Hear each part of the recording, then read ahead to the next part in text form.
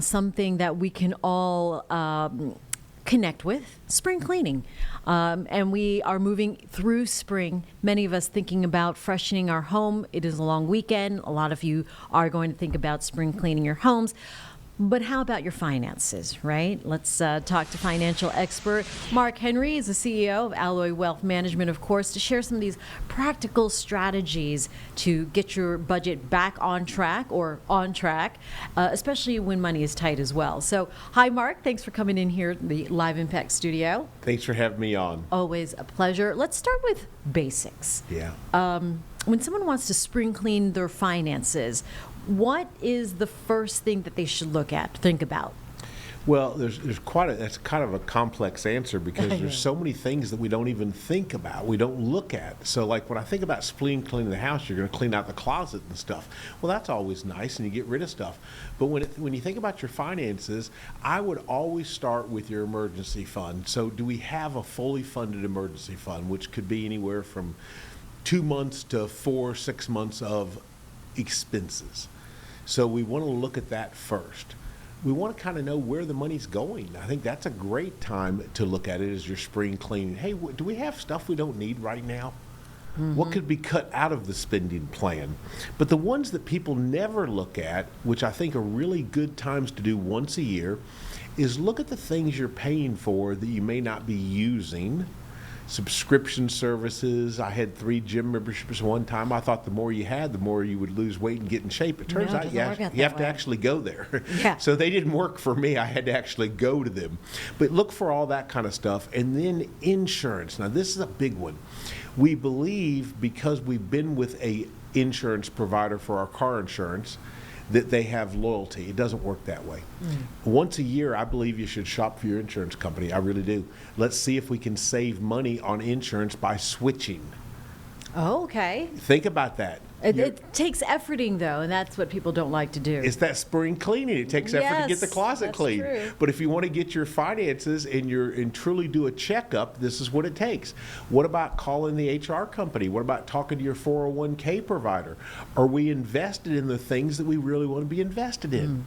Good stuff. Many times people have a 401 set up, and Jane, guess what? They've never changed the allocations from what they did the day they did it.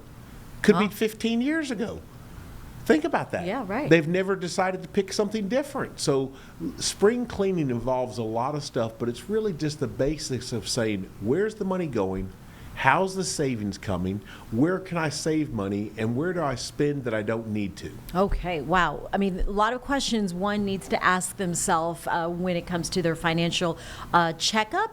And what do you think, would you say, when you know that you're on track? Yeah, when you're on track is when you find yourself getting through, whether you're paid monthly, bi-weekly, or whatever, but you find yourself having extra. Think about that. When the ends are meeting, you always hear that about I get to the end of the month and the money doesn't last all the way. Yeah. Well, when you have a spending plan and you find yourself planning on saving, let's say $1,000 a month, and you're like, oh, we can save $1,800 this month. Oh, we can save $1,200. A lot of people aren't there right now, but you can confidently get there. But it takes doing the work, just like cleaning the closet, because I need to clean mine. Oh, no kidding, no kidding. How about red flags? When do you say we're in trouble? Yeah, it's definitely when you find yourself having to reach in the wallet for a credit card because you simply have to. And this is one of the biggest negatives. Going into debt to pay expenses is terrible. Going into debt for anything like that, but especially just getting by. When you're having to use the credit card at the grocery store, not because you want the points and you're going to pay it off at the end of the month to get those valuable points. No, you're doing it because you don't have the cash reserves to buy. You have a problem. Yeah. Oh, my goodness. But, a lot of people are getting a tax refund this year. Yeah. What should they be thinking about putting that money towards first? Well, the one people jump into right away is always credit card debt and stuff. And I always say, yes, that sounds great. Let's get rid of that 28% debt. However, if you don't have a fully funded emergency fund first, okay, that's the big one, because guess what happens? As soon as you get the credit card paid off, something happens, you don't have an emergency fund, you go right back to the credit card. It's a never-ending cycle. And, credit cards are not meant for emergency. They're not. All right. They're not. All right, so let's say money is tight. Yeah. But you still need to spend some money, right? So for those living paycheck to paycheck, how about some advice on creating a spending plan when it feels like there's nothing left to cut? I know you Right. talked about those subscriptions and membership fees. Yeah. But when there's nothing left to cut, what do you do? Yeah, we have a problem. So, and again, this faces a lot of Americans right now. And I totally understand this one because I've actually been there. I understand it. Here's what I would tell you. For a lot of people, this is also going to be their family. So it's the husband and wife, and there's kids involved. And this is difficult. I always encourage you to have this conversation with the family because guess what? Your young children are most likely going to find themselves facing something like this once in the future. Let them learn from you. Let's break this chain. So sit down at the dinner table, sit down at the family conference room, that dinner table, and let's have a discussion about how we're going to fix this. Let's address it. And you say, well, I got little kids, they wouldn't understand. You would be surprised what they understand, and we can make a game out of it. So let's get on a meal plan. Let's start eating more at home. Let's start using the most powerful word in the English language. No. Let's say no to some stuff. Let's find where the money is going. First times when I meet with people that have this going on and when I do educational events about it, the first question I'll ask someone that's really difficult times is, where's the money going? And they go, everywhere. But specifically, where is it going? They don't know. We have to start there. How many streaming services could we cut? Well, Mark, that's only $19. If you're having to use a credit card at the grocery store, $19 is a big deal to you. Yeah. And we have to think this way. Right. So we have to start looking, and then what about gig work? What about extra side hustles? We have to be willing to do something different. It's out there. It's out there, and it can happen, and you can break this change. There's many good online apps to help you find and cancel subscriptions, unsubscribe and things. There's good online apps for budgeting. We have one on our website at Alloy Wealth. But at the end of the day, and there's also something called loud budgeting. I hate that word budgeting, but let's call it loud spending plans. Hey, get your friends and peers involved. Tell them, say, look, we're struggling. That's an accountability thing. It is. Get them involved and say, hey, we're going to be telling you no to the party. But it's not because we don't want to go. It's because we want to fix this. Okay. Encourage people to help you fix this. I don't mean by giving you money, by giving you tips, by helping you have the barbecue at home, by helping you contribute in ways that they've been there. A lot of people have already been there and done that. Mm-hmm. Ask them how they did it. Yeah. How did they break this spiral? Yeah, that's a good one. What is this 24-hour rule? And disabling the one-click ordering, right? Well, it sounds like a simple change, maybe? It does, but Amazon's Prime Day at the Henry House every day. We got to stop pushing click. There's so many things, all these ads that come up, and I'm like, oh, I could use that click. Oh, I kind of need that click. So you have to stop. So here's the 24-hour thing. It's so simple.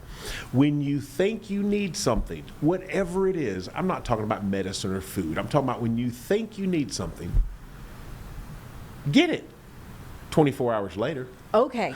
I was like, you think if again. If you still right. need it Sleep tomorrow and you 24 hours go by and you still have to have it in your life and you can afford it, maybe it's a good purchase. Okay. Yeah. I had my eyes on a dress and I stepped away and I have not ordered it. Yeah, 24 hours. And that's definitely true on online purchases. All right. So for families with kids heading into the summer, everyone's worried about entertainment costs. What are some of your favorite, free or cheap things you can do that you don't feel like you're extending your budget? Well, we have a great park system and things like that, but I can tell you some of my most favorite vacations, according to my children, were us camping at the beach and doing different things that weren't the big trip. We took the cruise or something like that. No, they were renting the camper and going down there, doing the tent camping, going to the lake and pitching the tents and fishing, and it cost us basically nothing. And you compare that to the big cruise and the ones they talk about. Remember when we went camping at that lake and we did that, the overnight day? That was so cool. The backpacking, the things, getting back to nature, the outdoors. You know what the kids really want? Time. They talk about Disney and all, but Jane, you said it, they want time. Yeah. They want time. They don't want Disney. You know what they really want? They want to be with you. Want that connection. Yep, and there's ways to do it. And again, this is where you involve the family. I think it's perfectly okay to sit down with the family and say, hey, we want to take a great vacation. Let's all talk about what we're going to do and how we make it fit in our spending plan. Right. So here's the amount of money we have. Now, let's add up all the cost of everybody's idea and show the children why that won't work because of the plane tickets, because of the fuel cost. Let them understand how you plan a vacation. And it's going to make them stronger as they become adults. I mean, I think that's great. And that's how you learn financial literacy too at an early age, is when you involve the kids and bring it with the family. So when it comes to subscription cutting and meal planning, maybe just make that a whole family affair. Get everyone excited about. Yeah. What else do people need to think about then, Mark? Well, when you think about this entire process, it seems overwhelming, and you just want to give up. And giving up or panicking, guess what that does? Makes you feel this way a year from now. Oh, yeah. And so when is this cycle going to be broken? For many people, their parents had the same problem.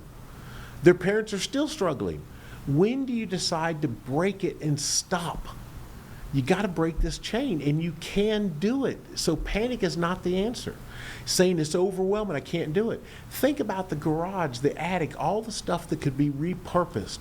We could sell, we could declutter, we could get rid of it and get the family involved, create the money and show them how you do this. Take on the part-time work. Really get serious about this, and you will find yourself in a different place. So many times I have people tell me they're in a place they never thought they'd be and they don't want to be. And the question I would ask you is, well, show me your written plan to be a different place that you wrote a year ago. Where was that plan? Yeah. You see, you find yourself in a place you don't want to be, but you never had a plan to be somewhere else. You got to plan it. Right. Let's talk about, get the family, let's talk about where we want to be in 12 months, in 18 months. Write it down, set a timeline on it, and now we have a plan to be in a different place. You got to break the cycle somehow. Got to, and you can do it. Yes, you just take that first step, be aware of it, talk about it. It's possible. It is possible. Mark, I mean, it's challenging, but it's also exciting, and people can get, this something you can get excited about, is to It's have rewarding. money in your, yes. It's rewarding. Freedom is rewarding, and Yeah. freedom comes from being able to control, not letting your money control you, but you controlling your money. All right, you put it that way.